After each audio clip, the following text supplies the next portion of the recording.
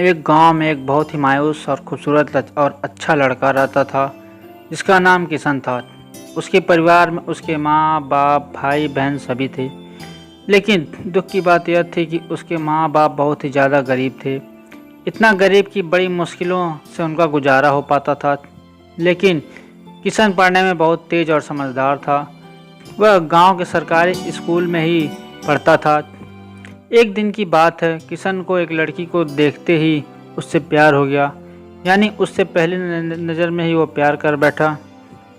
उसकी दिल की गहराइयों में वो लड़की पूरी तरह से उतर चुकी थी और उस लड़की का नाम दिव्या था। दिव्या एक अमीर घर की इकलौती लड़की थी। अब किशन दिव्या को छुप छुप कर देखने लगा। लेकिन एक दिन दिव्या ने ऐसा करते उसे देख लिया, मगर दिव्या ने उसे कुछ भी नहीं न कहा, क्योंकि किशन था ही इतना मासूम। अब किशन धीरे धीरे दिव्या के प्यार में इतना खो गया कि उसका न तो पढ़ाई में मन लगता था और न ही उसे खाने पीने का होश था। और 24 घंटे ही उसी के प्यार में खोया रहता था। खैर, दिन तो जैसे तैसे उसका कट ही जाता था, मगर रात भर वह बिस्तर पर करवट बदलता रहता कि कब सुबह हो और उसकी एक झलक दिखे। अगर एक दिन भी वह लड़की उसे नज़र नहीं आती तो वह अकेले में जाकर रोने लगता था।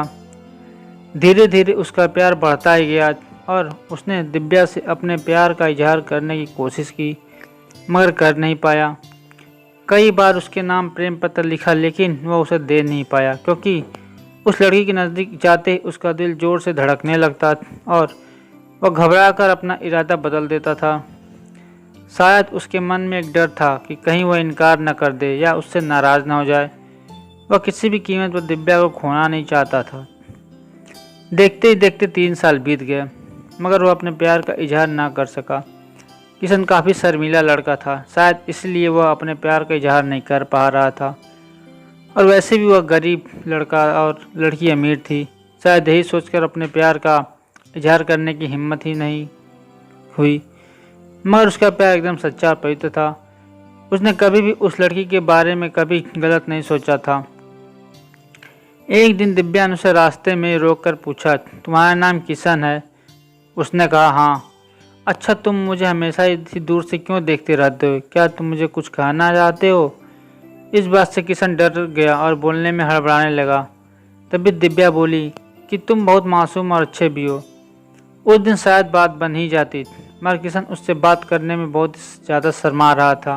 तो दिव्या ने कहा कि क्या तुम मुझसे दोस्ती करोगे? यह कहकर दिव्या ने अपना हाथ आगे बढ़ा दिया। तो जल्दी से किशन ने उसका हाथ अपने हाथ में ले लिया और कहा कि हाँ, मैं तुमसे दोस्ती करना चाहता हूँ।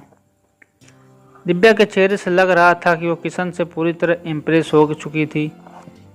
अब वो दोनों ही एक दोस्त की तरह मिलने लगे और दिव्या को भी शायद उससे प्यार हो चुका था। वो भी किशन के कुछ बोलने का इंतजार कर रही थी।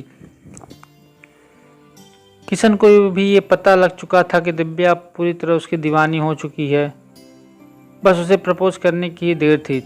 मतलब उन दोनों को ही एक दूसरे से बेहद प्यार हो चुका था। तभी एक दिन किशन के पिताजी बहुत बीमार हो गए और वो वैसे भी काफ़ी बुजुर्ग हो चुके थे, इसलिए उनसे काम की कोई भी उम्मीद नहीं थी। किशन के पिताजी की वजह से घर का सारा खर्चा चलता था। लेकिन अब क्या होगा?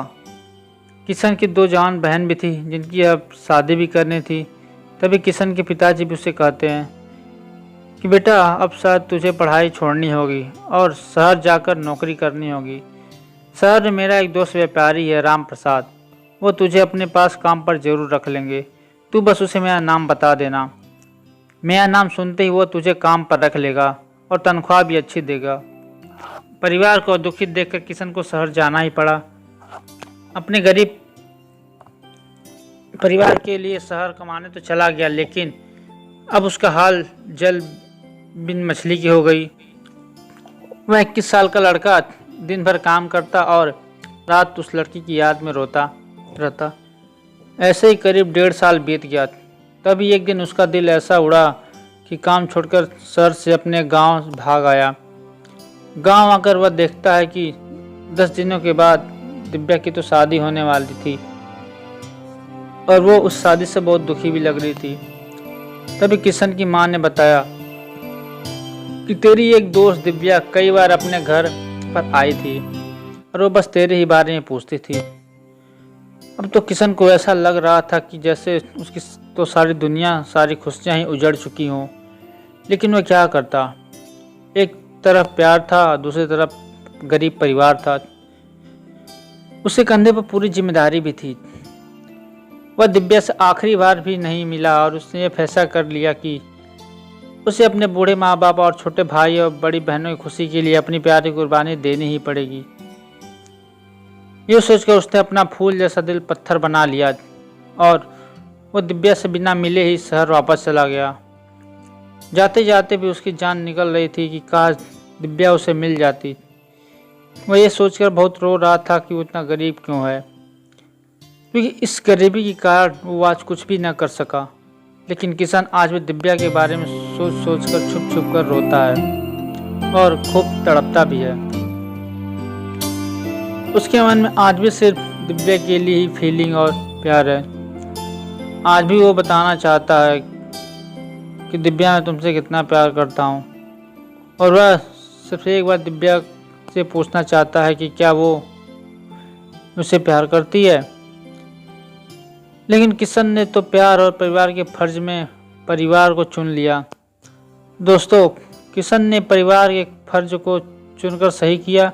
और क्या उसे इतने गरीब परिवार को मजबूरी में छोड़कर अपने प्यार को अपनाना चाहिए था?